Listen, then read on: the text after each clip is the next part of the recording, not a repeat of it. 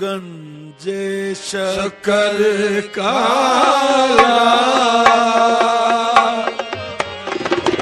گنجے شکر کالا نجامات دولا بنو ہے گنجے شکر کالا نجامات دولا بنو ہے گنجے شکر کالا نجامات دولا بنو ہے گنجے شکر کالا او نجات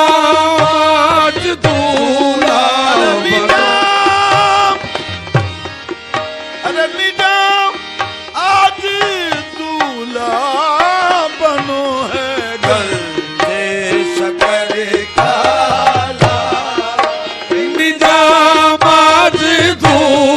گنجے شکر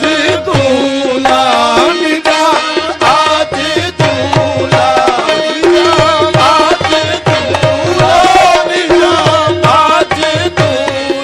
نجات دولا بنو آج دولا شکر کالا نظام آج دولا بنو ہے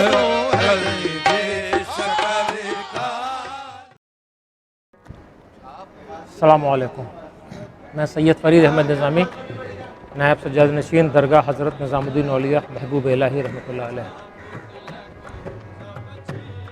حضرت خواجہ سید نظام الدین اولیاء محبوب الہی جن کے آستانے پہ آج وقت میں یہاں موجود ہوں،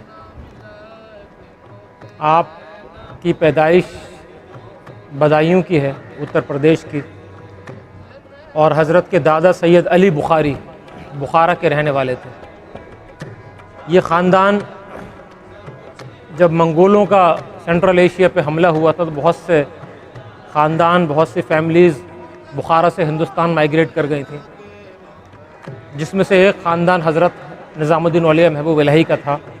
آپ کے دادا سید علی بخاری اور ان کے بھائی سید موسیٰ بخاری یہ بخارا سے چل کے اپنے اہل و عیال کے ساتھ کچھ وقت لاہور رکے، اور پھر لاہور کے بعد فائنل ڈیسٹینیشن انہوں نے قیام کیا بدایوں میں۔ بدایوں اس زمانے میں دین کا مرکز مانا جاتا تھا۔ بدایوں شہر اور ملتان، یہ دو شہر ایسے تھے جو دین کا مرکز مانے جاتے تھے۔ بڑے بڑے مدارس یہاں پہ، بڑے بڑے علماء اکرام، ان کا قیام وہیں رہا کرتا تھا۔ تو سید علی بخاری وہاں جا کے بسے، وہیں حضرت محبوب الہی کے والد کی پیدائش ہوئی سید احمد بخاری، اور وہیں حضرت نظام الدین اولیاء کی پیدائش ہوئی سن 1238 عیسوی 636 ہجری۔ شروع کی زندگی تقریباً 16 سال تک حضرت محبوب الہی بدایوں میں ہی رہے، تعلیم وہیں پہ حاصل کی، دستار فضیلت وہاں سے ملی، اور پہلا لقب جو ملا محافل بحاث شکن، اسمیشر آف ڈیبیٹس، وہ حضرت محبوب الہی کو بدایوں میں ہی ملا، کیونکہ چھوٹے سے تھے مگر دین کے معاملات میں کوئی بحث میں حضرت محبوب الہی سے کے سامنے ٹھہرتا نہیں تھا۔ تو شروع کی زندگی والدہ نے ہی پرورش کی، تقریباً 5 یا 6 سال کے رہے ہوں گے تو والد کا انتقال ہو گیا۔ 16 سال کی عمر میں بدایوں سے دہلی تشریف لائے۔ پہلے دہلی میں کچھ مہینے گھومتے رہے، کوئی فائنل جگہ آپ ذہن میں نہیں آ رہی تھی کہاں رکیں۔ پھر یہاں غیاث پور میں، جس کو آج حضرت نظام الدین کے نام سے ہم جانتے ہیں، غیاث پور میں آ کے حضرت نظام الدین اولیاء نے قیام کیا۔ یہ جگہ آپ کو پسند آ گئی، پرانا گاؤں تھا یہ، غیاث الدین بلبن کا آباد کیا ہوا، اسی کے نام سے غیاث پور جگہ اس کا نام رکھا گیا۔ تو حضرت محبوب الہی یہاں پہ آ کے رہنے لگے اپنی والدہ اور اپنی بہن کے ساتھ۔ وقت گزرتا رہا، شروعاتی زندگی میں بہت پریشانیاں جھیلی، اور پھر یہ خیال پیدا ہوا دل میں کہ ایک روحانی پیاس ہمیشہ سے تھی جو بدایوں شہر بجھا نہیں سکا تھا۔ تو حضرت محبوب الہی سوچتے تھے کہ کوئی ایسا مجھے پیر مل جائے، کوئی ایسا مجھ کو ماسٹر مل جائے، کوئی اسپریچول ٹیچر ایسا مل جائے۔ تو ایک قوال سے جو حضرت محبوب الہی نے حضرت بابا فرید کا نام سنا، تو اس قوال نے حضرت محبوب الہی کو بابا صاحب کے بارے میں بتایا کہ بہت ہی بڑے بزرگ ہیں، ہمیشہ عبادت کے اندر مشغول رہتے ہیں۔ تو وہ نام جب سے سنا حضرت نظام الدین اولیا نے تو وہ اتنے بے چین ہونے لگے کہ جب رات کو سوتے تھے تو بھی حق فرید منہ سے نکلا کرتا تھا، یا فرید کہتے رہتے تھے۔ تو آخر کار انہوں نے یہ سوچ لیا کہ مجھے حضرت بابا فرید سے جا کے ملاقات کرنی ہے۔ اس وقت 20 سال کی عمر تھی حضرت محبوب الہی کی جب یہاں سے روانہ ہوئے اجودھن کے لیے۔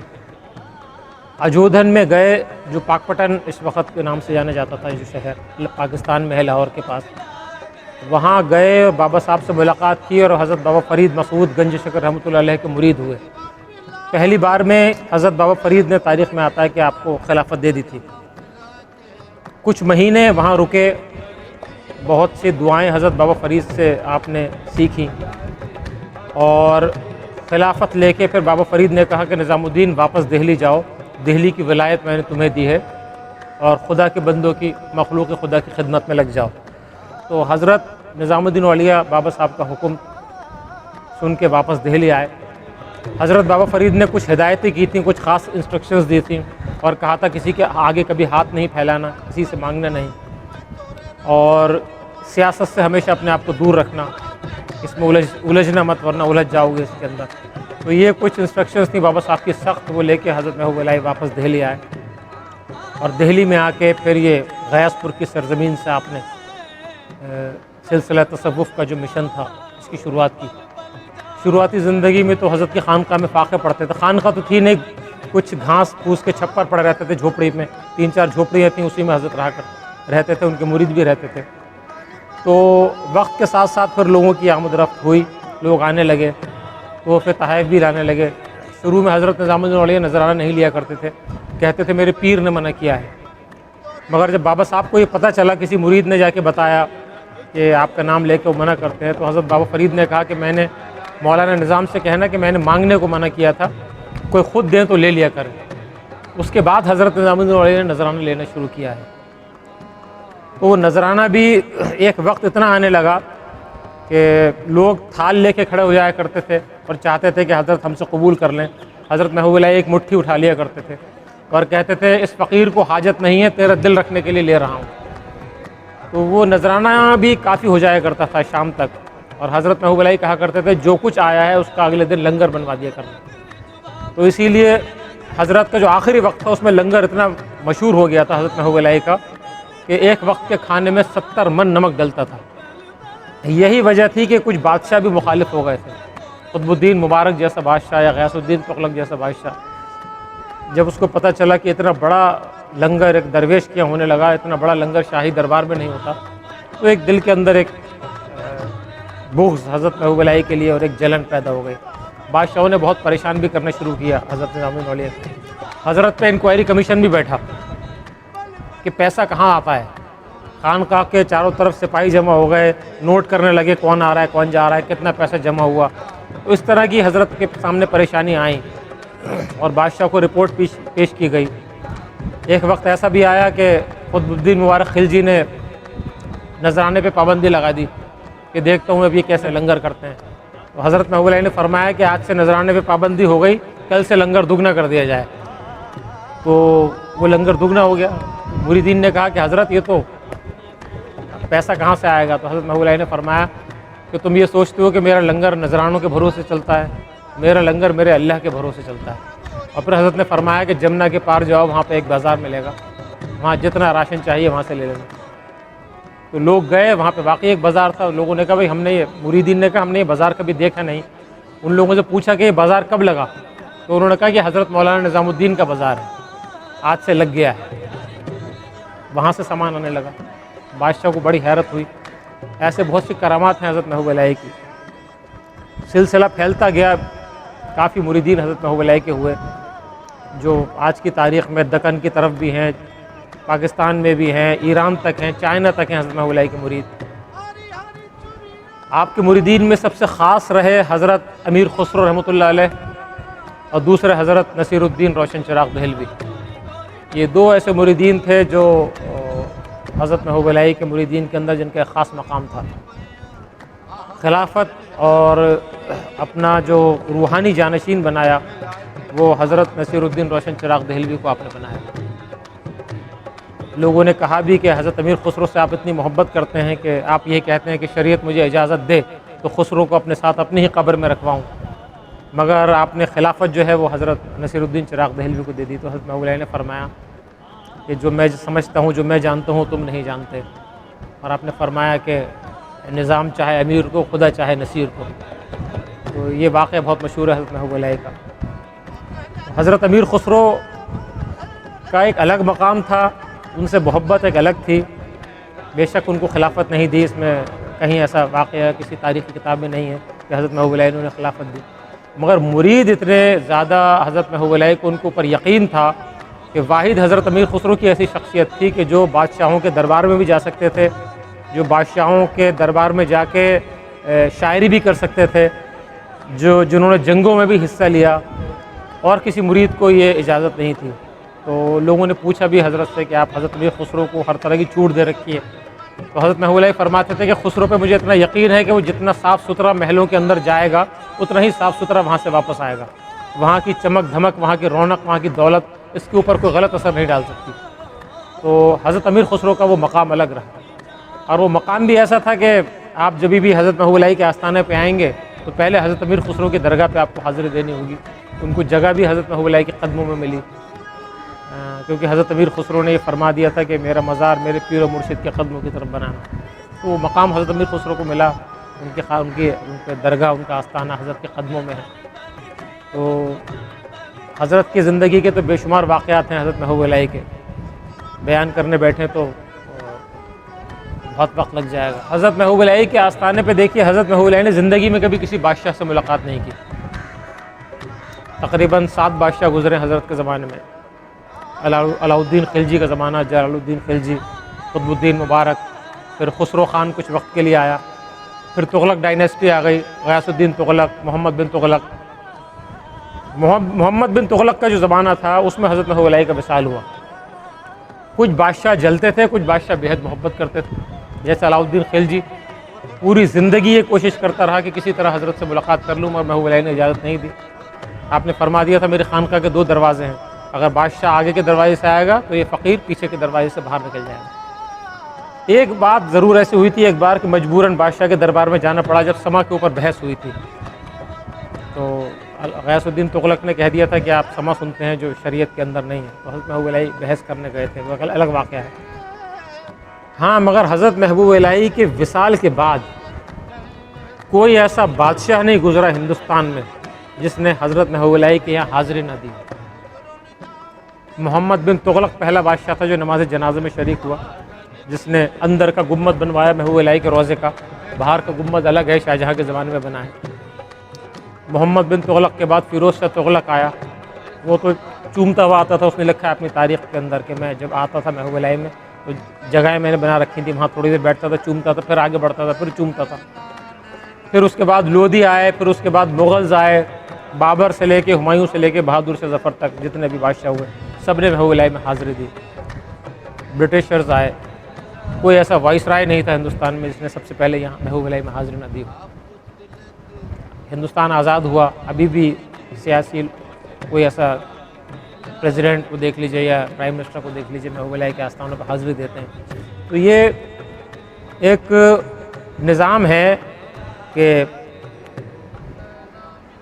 جو بھی ہندوستان کی باغ ڈور سنبھالے گا سیاسی لیڈر، اس کو اجازت لینی پڑے گی محبوب علیہ سے، کیونکہ دہلی جو ہے وہ کیپٹل ہے، سیاسی کیپٹل بھی ہے، اور اس لحاظ سے روحانی محبوب علیہ کا آستانہ یہاں پر ہے۔ تو جو بھی سیاسی لیڈران ہوتے ہیں وہ یہاں آ کے اجازت ضرور لیتے ہیں محبوب علیہ سے کہ دہلی کی گدی ہمیں مل گئی ہے، اب آپ کی اجازت ہم کو چاہیے۔ تو اسی لیے سیاسی طور کے اوپر بھی یہ جگہ بہت زیادہ مشہور ہو گئی کہ سب سے پہلے یہاں سیاسی لوگ حاضری کے لیے آتے ہیں جن کو بھی کوئی ذمہ داری سیاسی دی جاتی ہے۔ تو اور باقی آستانہ تو ایسا ہے کہ کوئی کسی قسم کا پروٹوکول نہیں ہے کسی کے لیے، چاہے بادشاہ آئے، چاہے فقیر آئے، چاہے بھکاری آئے، ہر کسی کے لیے دروازے کھلے ہیں، کیونکہ یہ بزرگان دین کے آستانے ہی ایسے ہیں جہاں پہ کوئی رنگ اور روپ اور کسی قسم کا مذہبی بھید بھاؤ نہیں ہوتا۔ کیا امیر، کیا غریب، کیا ہندو، کیا مسلمان، یہودی، پارسی، جین، امیر، غریب، بادشاہ، بھکاری، جتنے بھی طرح کے لوگ ہیں ان کے لیے آستانہ کھلا ہے۔ اس آستانے پہ آتے ہیں، منتیں مرادیں مانگتے ہیں، اپنی پریشانیاں اپنی پیش کرتے ہیں محبوب الہی کے سامنے۔ تو بادشاہ سعودی عرب کے شاہ فیصل نے بھی یہاں حاضری دی۔ لوگ بڑے حیرت سے اس بات کو، میں نے جن کو بتایا بڑے حیرت ہوئی ان کو، تو انہوں نے بھی یہاں حاضری دی۔ تو جب آتے ہیں تو پھر کیا معاملہ ہوتا ہے، ان کے دل میں کیا آیا کہ محبوب الہی کے دربار پہ آ کے جھک گئے۔ تو ایسے بہت سے شاہ ایران آئے، افغانستان کے بادشاہ آئے، بہت سے لوگ سعودی عرب کے کنگ آئے اس آستانے کے اوپر، تو ایران کے آئے پریزیڈنٹ، اور عراق کے آئے پریزیڈنٹ جنرل عارف، تو بہت سے ڈگنیٹریز جتنے بھی ہیں وہ تو جب بھی دہلی آتے ہیں تو محبوب الہی کے آستانے پہ ضرور آتے ہیں۔ پاکستان کا کوئی سربراہ آتا ہے تو جتنے بھی فارن ڈگنیٹریز ہیں اس آستانے پہ ضرور آتے ہیں محبوب الہی کے۔ تو یہ ایک روحانی تصرفات ہیں بزرگوں کے، وہ کھینچتے ہیں اپنی طرف خود بخود، نہ ہم کسی کو بلاتے ہیں، نہ ہم کسی کو دعوت دے رہے ہیں کہ آئیے اور حاضری دیجیے، خود بخود لوگ کھینچے چلے آتے ہیں محبوب الہی کے آستانے پہ۔ یہی وجہ ہے کہ گنگا جمنی تہذیب جو ہندوستان کی کتابوں کے اندر سمٹ کے رہ گئی ہے، ان کا جیتا جاگتا ثبوت آج بھی ان خانقاہوں میں، ان درگاہوں میں یہ زندہ مثالیں موجود ہیں۔ آپ یہاں پر آئیں گے تو یہ گنگا جمنی تہذیب آپ کو واقعی میں زندہ نظر آئے گی۔ کسی مسجد میں، کسی مندر میں، کسی گرودوارے میں کہیں آپ کو ہر قوم کا، ہر مذہب کا آدمی نظر نہیں آئے گا۔ آپ کسی خانقاہ میں آئیں گے تو آپ کو ہر قوم کا، ہر مذہب کا آدمی ایک جگہ بیٹھے ہوئے لنگر کھاتے ہوئے نظر آئیں گے، حاضری دیتے ہوئے نظر آئیں گے، پھول چڑھاتے ہوئے نظر آئیں گے۔ یہی ان بزرگان دین کی خانقاہوں کی خاصیت ہے۔ خانقاہ صفی پور سے تعلق محبوب الہی کا آستانے کا قدیم رہا ہے بہت زیادہ۔ میرے بزرگ جتنے بھی رہے، میرے والد، میرے دادا حضرت پیر زامن نظامی، میرے پردادا غلام معین الدین سید شرف الدین نظامی، میری کئی پشتوں کا تعلق رہا ہے صفی پور شریف سے۔ ابھی افضال بھائی ہیں وہاں پہ، سمدی میاں ہیں، یہ آیا کرتے ہیں، وہ رشتہ نبھاتے ہیں پرانا۔ ان کے والد، ان کے دادا، پردادا وہ رشتہ ہمیشہ سے نبھاتے رہتے میرے دادا پردادا کے ساتھ۔ کئی پشتوں کا تعلق رہا ہے۔ میں بھی عرس میں جاتا ہوں، حاضری دیتا ہوں، ایک روحانی سکون ملتا ہے وہاں۔ بہت کم خانقاہوں میں جاتا ہوں میں، عرس میں ایک صفی پور شریف میں ضرور میں جاتا ہوں، اور وہاں سے وہاں کے صاحب سجادہ یہاں پر آتے ہیں، محبوب الہی کے عرس میں حاضری دیتے ہیں۔ عاشق ہیں محبوب الہی کے، جیسے ان کے بزرگ عاشق رہے ہیں محبوب الہی کے، تو روحانی تعلق تو بہت گہرا ہے صفی پور شریف سے، حضرت محبوب الہی کے آستانے کا، اور انشاءاللہ وہ تا قیامت رہے گا۔